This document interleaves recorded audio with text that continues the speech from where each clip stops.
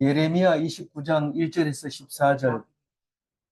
선지자 예레미야가 예루살렘에서 이 같은 편지를 느부갓네살이 예루살렘에서 바벨론으로 끌고 간 포로 중 남아있는 장로들과 제사장들과 선지자들과 모든 백성에게 보냈는데, 오늘 예레미야가 바벨론으로 포로로 끌려간 사람들에게 편지를 보냈다고 얘기를 하고 있습니다. 잘 읽어야 되죠. 오늘 잘 안 읽어도 내일 더 복잡하게 설명을 해놨기 때문에 누가 누구에게 편지한 건지 정확하게 모를 때가 있습니다. 오늘은 분명히 1절에서 예레미야가 1차 포로, 2차 포로로 끌고 간 사람들에게 편지를 했는데, 1차 포로 때는 다니엘이 끌려가고 2차 포로 때는 여호야김이 끌려갑니다.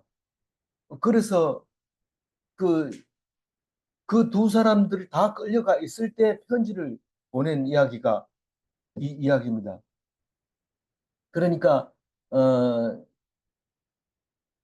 그때가 언제냐 하면 2절 읽어보 큰 소리로. 그때는 여호야 왕과 왕과 공중 내시들과 유다와 예루살렘의 고관들과 기능공과 소공들이 예루살렘에서 떠난 후라, 이 말은 1차 포로, 2차 포로로 끌려간 후라 이런 말입니다. 그러니까 그때가 그때라는 거죠. 그 여고니아가 다른 말로 여호야긴입니다. 지금 현재는 여호야김 때에 이렇게 끌려가고, 음, 여호야김이 끝나고 지금 여호야김이 끌려갔으니까 지금 시드기야 왕 때죠. 시드기야 왕 때입니다. 여호야김은 죽었습니다. 그 나귀처럼 끌려가가지고 가다가 죽습니다. 이집트로 끌려가다 코에 철사를 끼워가지고 가다가 죽습니다.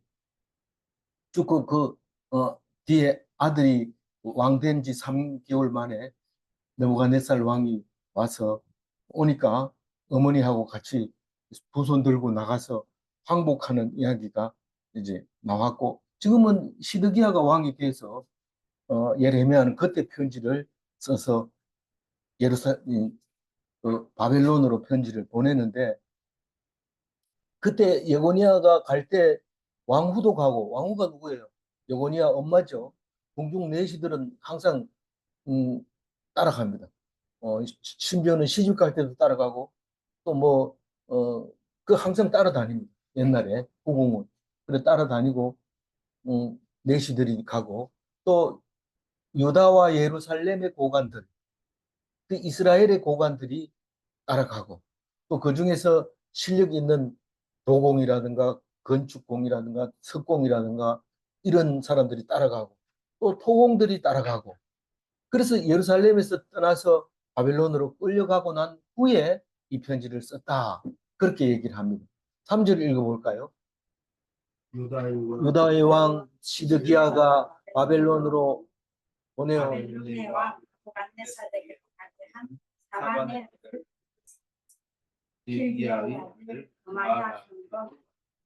이 편지를 가지고 한 사람이 누구냐 하면 엘라사와 그마리아입니다.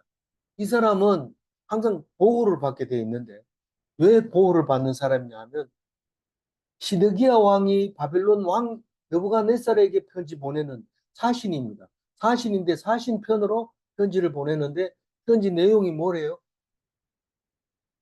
예레미야가 쓴 편지. 누구에게 보내는 편지? 그 포로들에게 보내는 편지. 이를 예레미야가 보낸 거죠.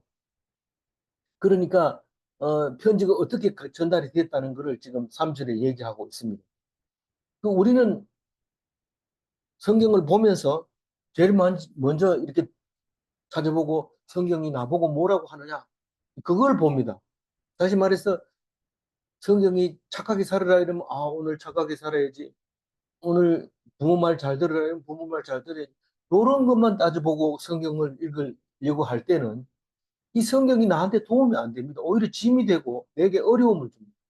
아니, 내가 오늘 어떻게 해야 될지 모를 때 성경을 보고 내가 어떻게 해야 되겠다고 하는 것이, 아는 것이 그게 당연한 거 아니냐 이런데, 성경을 만약에 그런 식으로 읽으면 안 읽은 사람이 훨씬 나을 수도 있어요. 그게 우리의 짐이 되기 때문에 그래요. 그 예수님 시대에 바리새인들이 그랬다는 거예요. 근데 이제 어, 그런 것이 아니라 내가 어떤 그 내가 어떤 것을 하고 있는지, 어떤 생각을 하고 있는지, 그거를 찾아내는 것이 성경이라고 보면 되겠습니다. 4절 읽어볼까요? 만군의 여호와 이스라엘 하나님께서 예루살렘에서 바벨론으로 잡혀가게 한 모든 법을 이와 같이 말씀하십니다. 어, 하나님이 얘기한다. 예레미야가 편지를 썼지만 그 편지 내용은 딴 게 아니고 하나님이 예레미야에게 한 말을 그 편지에다 썼다. 근데 그 편지 내용을 보면은 포로에게 한 말을 예레미야가 받아가지고 그 편지에다 썼다. 그런 말입니다. 그러니까 이거 뭐 지가 한 말이 아니냐, 뭐 가짜가 아니냐, 진짜냐, 뭐 이런 말을 못하게 되는 거죠. 5절 한번 읽어볼까요? 너희는 집을 짓고 거기에 사냐 텃밭을 만들고 그 열매를 먹고 예. 그러니까 이 포로로 붙잡혀 갔을 때는 어떻게 해야 되냐? 너희는 거기다 집을 짓고 살면서 텃밭을 만들고 열매를 먹으라. 아니, 거기 살아라는 거예요. 근데 나중에 보면 이 소리가 너무 기분 나쁘다는 거예요. 그래가지고 예레미야를 안 죽인다고 지금 편지가 또 옵니다. 내일 읽어야 되지만 예레미야를 안 죽이고 그냥 놔두느냐? 우리 보고 여기 살아라 하는데 그게 말이 되느냐? 너 지금 가짜로 하나님이 한 말이 아닌데도 막 그렇게 얘기하는 거지. 그 다른 이제 현직 여당 제사장 보고 막 야단칩니다. 네가 제사장으로서 그래 헛소리 하는 사람을 그냥 놔둬서 되겠느냐? 감옥에 가둬라. 입도 못 되게 해라. 그런 말을 하게 됩니다. 그런데 예레미야 말을 잘 들어야 돼요. 우리는 우리가 볼 때는 우리 마음에 안 들지만 우리 마음에 안 드는 거 잘 들어야 돼요. 우리가 예배 드리러 갈 때 내가 그거 들어서 뭐 하냐? 뭐 하기는 뭐 해요? 듣는 거죠. 뭐 우리가 음, 크게 무슨 뭐 다른 거 없어요. 하나님 말씀 듣는 거 말고는 우리가 할 수 있는 게 없어요. 근데 뭐 내가 들으면 뭐 하나 이러고 안 듣는 거죠. 몇 번 보내도 아무리 보내도 안 들어요. 안 듣는 사람은 안 듣습니다. 오늘 지금 듣는 척 하면서도 안 듣는 거예요. 뭐 하여튼 어쨌든 안 들어요. 내가 그거 들으면 뭐 하냐 이거죠. 근데 듣는 게 기분 좋은 게 아니고 뭐 하냐가 아니고 기분 나쁘게 얘기하는 거예요. 거기서 그냥 살아라. 집을 짓고 텃밭을 만들고 그 열매를 따서 바- 음, 풍성하게 먹으라 이 말이에요. 풍성하게 먹으라. 이게 지금 뭐라고 합니까? 아니 너가 내 살 좋으라고 우리가 죽으라고 농사 짓냐? 다 빼앗아 뭐 뺏기게. 그럼 안 하는 거예요. 말 안 듣는 거예요. 우리 보고 지금 욕하는 거나 마찬가지로 들립니다. 우리가 성경을 읽으면서 막 이렇게 얘기하면 안 듣는 성경을 안 보는 사람은 자기 보고 욕한다고 자꾸 얘기를 해요. 자기 보고 욕한다고 생각해요. 성경을 안 읽은 사람, 성경 읽는 사람들이 뭘 보고 안 읽는 사람이 읽는 사람 보고 너희들 나 욕했지 이렇게 얘기하는 거예요. 6절 읽어봅니다.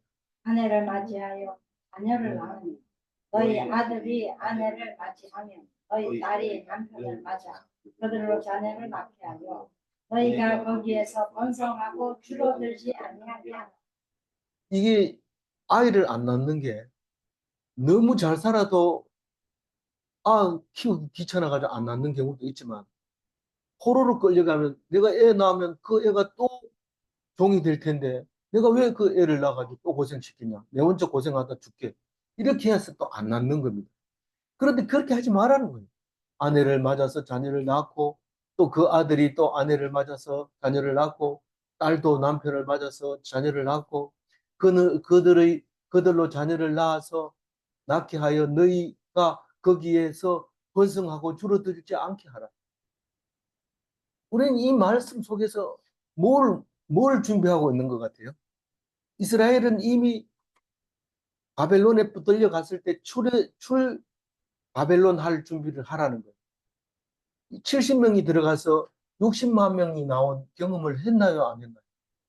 이집트에서 했습니다. 갈 때는 그 먹을 게 없어서 남의 땅 그 언저리에서 제일 가에서 거기서 농사를 짓고 살도록 그렇게 허락을 받고 갔는데 7,000명에 가서 60만 명이 50만 명이 어른들만 50만 명이 되도록 많은 사람이 돼서 돌아왔는데 또 그렇게 하라는 거예요.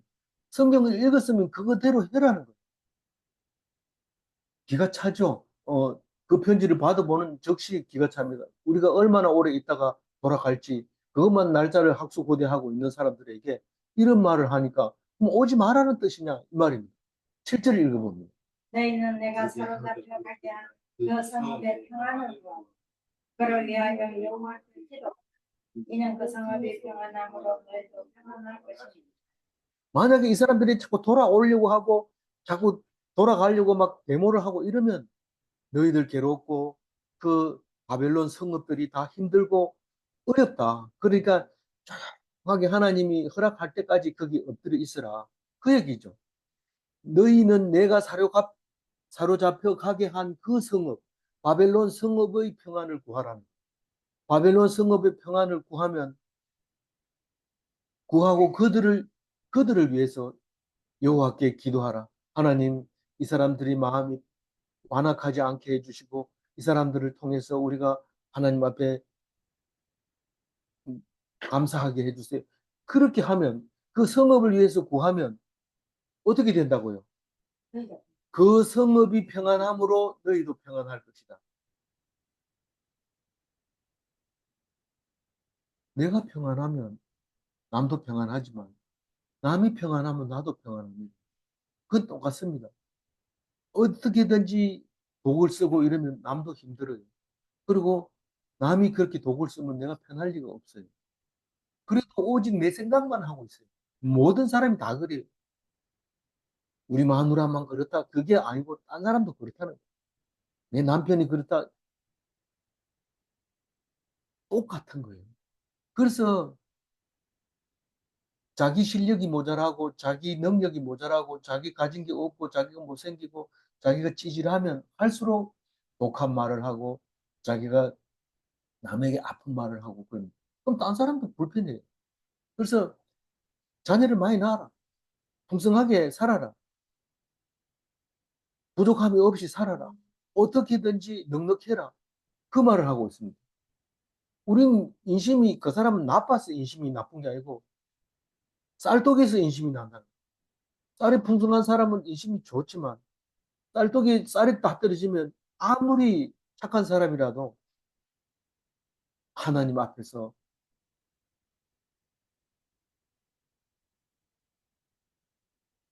착하다 소리 못 듣는다.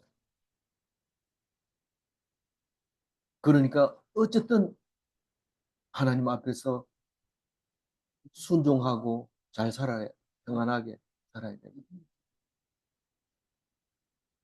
그러면서 거기 가가지고 완악하게 된 사람들이 있어요.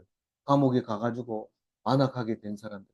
오늘 이 묵상하면서 내가 오늘 무엇을 잡고 살아야 되겠다 말씀에 귀 기울이시기 바랍니다.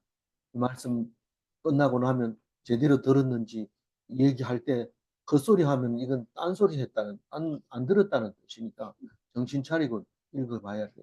들어봐야 돼. 끝나고 나면 반드시 물어볼 텐데 내가 요 말을 해야지. 그리고 들어주시기 바랍니다.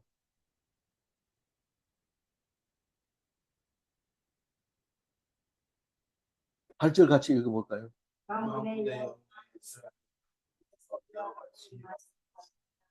너희 중에 주축자들과 전쟁에 미혹되지 말며 너희도 흥흥거 굳이 듣지 못지. 우리는 요즘은 가끔 만나니까 오랜만에 만나서 온갖 얘기를 다 하지만 옛날에는 맨날 보는 사람들끼리 만나면 딴 얘기 없습니다. 어젯밤에 꿈 꿨는데요. 이러면서 그 꿈꾼 얘기 가지고 하루 종일 얘기합니다. 지금은 안 그렇지만 그때도 여전히 점쟁이 말과 꿈쟁이 말과 선지자 말을 늘 귀담아 듣고 있을 때 바벨론에 끌려간 사람들은 마음이 완악해져 있어요. 지금 내가 왜 잘 먹고 잘 살던 그 땅에서 여기 끌려와 가지고 이렇게 힘들게 살아야 되느냐. 이거는 너희들이 나쁜 놈이라서 그렇다. 어떻게든지 너희들을 다 죽이고 나는 고향으로 돌아가겠다. 절대 그렇지 않습니다.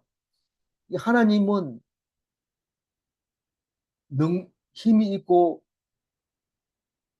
돈이 있고 능력이 있고 그런 사람을 하나님은 옳다고 해요.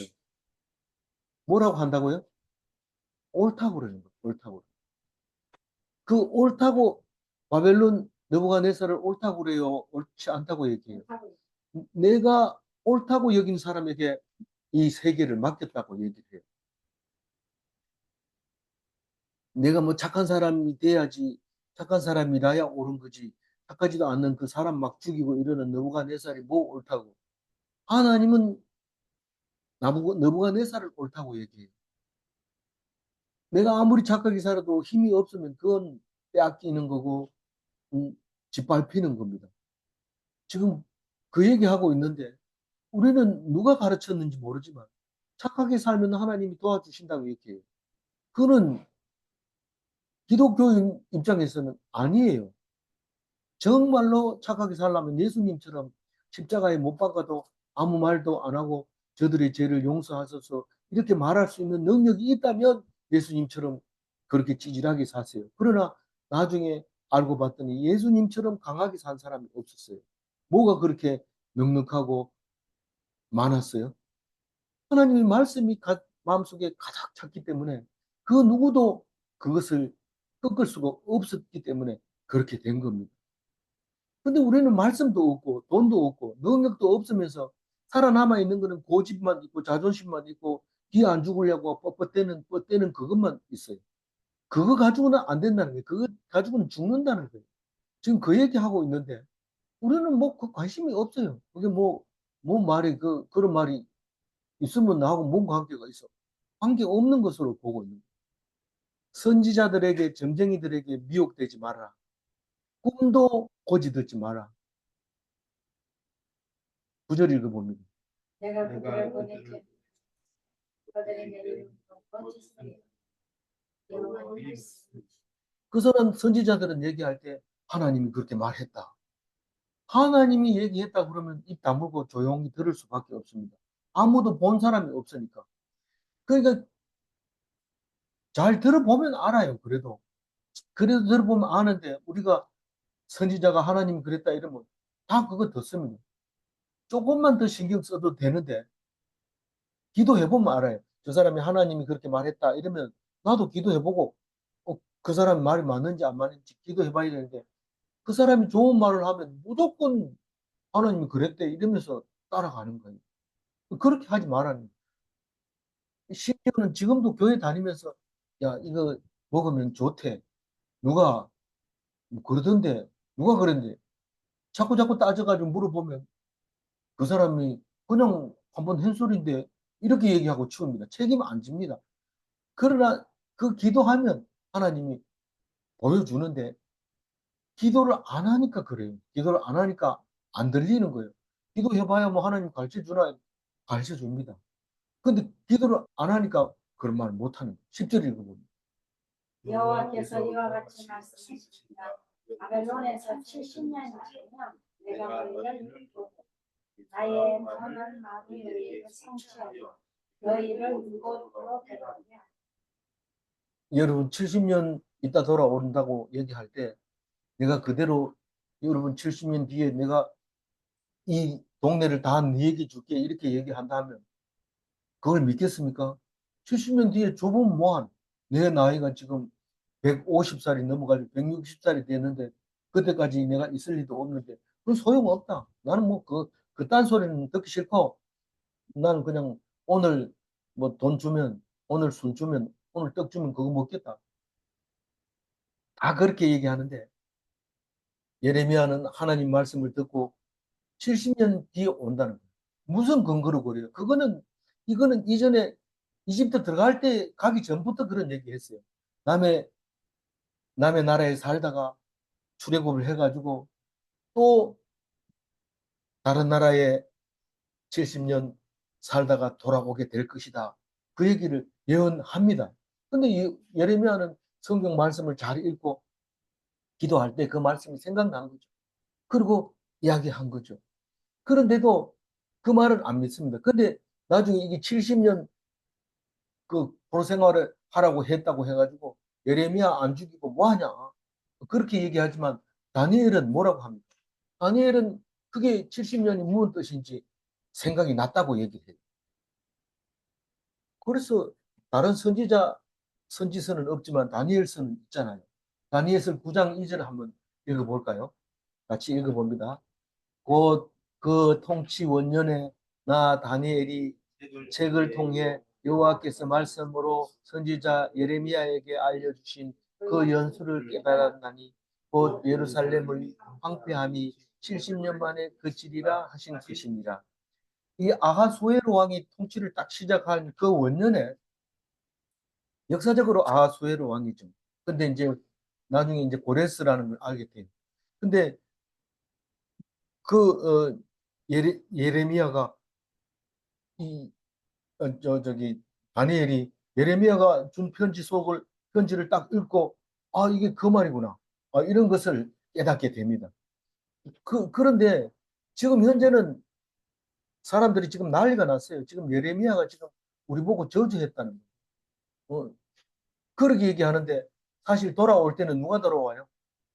알려간 사람은 다 거기서 죽어요. 그러나 그 뒤에 후손들이 뭘 가지고 와요? 말씀을 가지고 오죠. 말씀 아니고는 돌아올 힘 자체가 없어요. 우리 원래 아버지가 이거 살았는데 그럼 나도 이거 살아야지. 이렇게 생각하는 거예요. 근데 말씀 보니까 70년 뒤에 오라 했 아버지는 죽었지만 나는 간다는 뜻이죠. 그래서 돌아오게 되는 거예요. 그러니까 그 얘기를 하고 있는 거예요. 어, 그 다니엘 역대하 36장 21절 한번 읽어볼까요? 이에 토지가 황폐하여 땅이 안식년을 누린 같이 안식으로 70년을 지냈으니 여호와께서 예레미야에게 말씀하신 그러니까 70년이라는 것은 안식년을 말하고 있는 거예요. 7이 들어간 10번째 70년을 말하는데 안식년 이스라엘 백성을 안식일을 지켜라, 안식일을 지켜라, 안식년을 지켜라, 희년을 지켜라 그렇게 얘기를 하는데도 안 지키니까 하나님이 강제로 그냥 딴 나라로 이주시키면서 그 땅을 안식합니다. 그러면 수풀에 풀이 자라고 시랑이 와서 새끼를 낳고 다른 동물들이 와서 음, 몸자리를 삼고 그래서 70년 동안 안식을 하고 땅이 회복이 되고 그때 너희들을 돌아오게 하겠다. 그런 말을 이제 다른 데서도 하고 있죠. 이 역대하는 우리가 열왕기 상하를 적고 나서 상하를 기록을 하게 되는데 유대인들의 마지막을 정리한 거죠. 그런데 그 말은 어, 바벨론 유수라고 얘기해요. 저기 포로로 끌려간 걸 유수라고 얘기하는데 그걸 70년 얘기하고 그걸 다른 데서는 복역 기간이라고 얘기해요. 너희가 지금 내 말을 안 들었기 때문에 감옥에 갖다 놓는 기간이 70년이라고 얘기해요. 그리고 하나님은 자기 백성이라고 그리고 선하신 하나님이 그 복역이 끝나면 반드시 돌아오리라 하는 말씀을 성취하게 하는 거죠. 어, 그게 사람들이 시오니즘이라고 해서 70년 만에 있는 말이 아니라 지금까지도 여전히 예루살렘으로 가야 된다. 백투 예루살렘. 그런 것을 시오니즘이라고 얘기를 해요. 그런데 오래오래 지나면서 자녀들이 그 생각을 해보니까 시오니즘은 예루살렘으로 가는 것이 아니라 하나님 말씀 붙잡고 있는 것이다라는 것을 알게 됩니다. 시온으로 가야 된다는 것은 그 안에 말씀이 있기 때문에 가는 것인데 그냥 고성경 구절만 읽고 아직도 백투 예루살렘 이래가지고 어떤 단체는 무조건 예루살렘에 가야 된다고 생각하고 몇 번 갔다 왔느냐 뭐 그걸 막 따지기도 하고 그런 사람이 있는데 성경 말씀 붙잡는 건 우린 예루살렘에 와 있는 것이고 시온에 살고 있는 것입니다. 11절 읽어봅니다. 여호와의 말씀이니까 너희를 향한 나의 평안이요 재앙이 아닙니다. 너희에게 미래와 희망을 주리라. 우리는 재밌는 소설책이 아니기 때문에 이 글을 읽을 때 잘 읽혀지질 않아요. 토시가 잘 안 읽어집니다. 너희를 향한 나의 생각을, 너희를 위한 나의 생각은 뭡니까? 하나님 백성을 향한 생각은 어떤 생각이에요? 내가 안다. 내가 너희들을 향한 생각은 내가 안다. 내 생각을 내가 안다는 거예요. 근데 그 생각이 뭐예요? 평안이고 재앙이 아니라 평안을 너희에게 주고자 하는 거예요. 그렇게 평안을 주고자 하는데도 씩씩거립니다. 나가서 아들아 가서 일해라 그러면 예 이러고 가서 하면 즐거운 마음으로 그 열매를 상상하면서 일을 하면 좋죠. 근데 그런 아들이 누가 있어요? 절대로 안 그래요. 남만 고생시키고 나만 뭐 말 들어야 되고 이러면서 안 듣습니다. 그러나 그 아버지가 그 얘기할 때는 최소한 뒤에 뭔가를 해주려고 하는 그런 마음이 있는 거죠. 그러니까 재앙이 아니다. 내가 널 야단치는 게 아니다. 널 혼내는 게 아니다. 너희에게 미래와 뭘 준다고요? 희망을 주려는 것이다. 놀랍죠. 근데 뭐 조금만 아파도 하나님 왜 나만 이렇게 힘들게 합니까? 너만 힘들게 한 게 아니고 이보다 일찍 죽은 사람도 있고 너보다 더 고생하다 죽은 사람도 많아. 그런 소리를 들으면 부끄러워가지고 하나님 내가 왜 이렇게 아프게 해줘요. 그런 말을 할 수가 없어요. 사도 바울은 그 소리를 듣고 내 은혜가 내게 족하다. 내가 이게 병이 들어 있지만 그 낫게 해달라고 하던 그 기도가 부끄러워가지고 난 이만하면 충분합니다. 족합니다. 그러고 그 병을 달고 살았던 것이죠. 사도 바울은. 우리는 조금 아프면 어떻게 합니까? 누가 오면은 인상 쓰고 내가 죽는 줄 알았다. 뭐 이러면서 내가 죽어도 아무도 몰래 이러면서 그렇게 사람에게 위로를 받고 싶어 하지만 사람에게서 위로받을 수 있는 사람은 아무도 없습니다. 하나님만 위로해 주시고 그 하나님 어떻게 위로해 주는데 성경 말씀에 내가 너를 얼마나 사랑하는지 아느냐 그거를 말하고 있는 것이죠. 그래서 우리는 이 구절은 압니다. 이, 이 복음송에도 나와 있습니다. 다시 한번 읽어볼까요? 너희를 향한 나의 생각을 내가 아나니 평안이요 재앙이 아닙니다. 너희에게 미래와 희망을 주는 것이니라. 12절 읽어봅니다. 너희가 내게 부르짖으며 내게 와서 기도하리라. 내가 너희의 기도를 들어보시오. 그럼에도 불구하고 아플 때 하나님 왜 나를 아프게 합니까? 하고 이렇게 기도하는 사람은 이 11절 말씀을 생각할 수 있어요. 그러나 내가 아프면 마치 옆에 사람이 원인인 것처럼 옆에 사람한테 막 부르짖습니다. 네가 그러니까 그렇지. 그리고 심지어는 나이 먹으면 자식들한테 내가 죽어도 너희들 모르지 이러면서 막 야단칩니다. 그 자식은 또 뭐 착한 자식은 부모가 알까봐 아무 소리도 안 하고 그냥 앓는 사람도 있지만 그냥 부모한테 내가 얼마나 아픈지 알아요. 막 이러면서 대들고 이렇게 하는데 사람에게서 위로받으려고 하지 말고 하나님 앞에 대들면 됩니다. 그러면 하나님 대답해 줍니다. 근데 기도도 안 합니다. 왜 안 합니까? 기도해봐야 뭐 달라지는 게 뭐 있냐. 그냥 병원에 가서 약 타먹는 게 더 낫지. 약 잘못 먹으면요. 두드러기도 나고요. 그 부작용이 일어나면 고칠 길이 없어요. 특히 항생제 같은 거 많이 먹으면 항생제 그 그게 중독이 되면 다른 거 약으로 치료를 못 해요. 그러니까 조용하게 죽으려면 항생제도 안 쓰고 있다가 죽는 게 훨씬 편하게 죽을 수 있어요. 그렇다고 해서 뭐 사먹지 마라 하더라 이러고 뭐 그럴 필요는 없어요. 뭐 그런다고 해도 저는 끄떡도 안 할 겁니다만 그러더라 이런다고 얘기해도 상관은 없어요. 그래서 내가 너희의 기도를 들을 것이요. 기도하면 들어줍니다.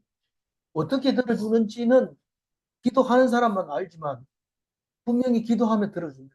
기도 안 하는 사람은 100% 하나님을 안 믿으니까 기도 안 하는 거죠. 내가 왜 기도 안 해? 새벽마다 가서 기도하는데 가만히 들어보면 절에서 하는 거하고 비슷하게 하면서 자기는 뭐 절은 안 믿고 교회를 믿는다 이런데 교회를 믿는 게 아니고 하나님께 기도를 해야죠. 그러면 하나님 반드시 들어줍니다. 13절 읽어봅니다.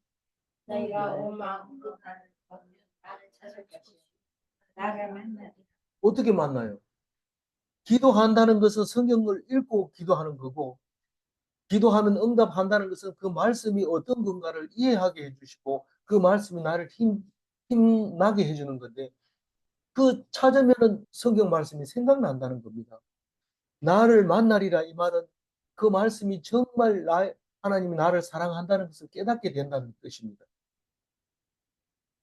너 왜 기도 안 하는데? 하나님은 안 믿으니까 기도 안 하는 거죠. 기도하면 되는데 아파 죽겠습니다. 그럼 기도해라.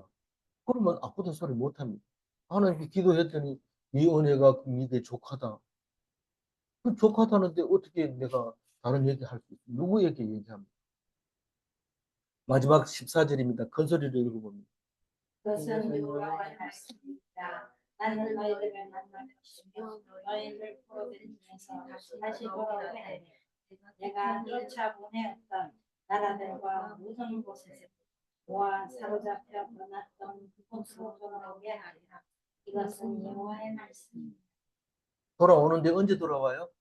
70년 뒤에 돌아옵니다. 그러면 그게 무슨 말인지 알아야죠. 내 죽은 뒤에 오는 건 소용없어요. 이렇게 하면 그건 믿는 게 아닙니다. 하라고 하면 해야 됩니다. 죽으면 죽으리라. 그렇게 믿는 게 믿음이지. 내가 그 믿어가지고 뭔 영광 보겠다고 이제 와가지고 교회 나가냐. 나는 그냥 차라리 편하게 있겠다.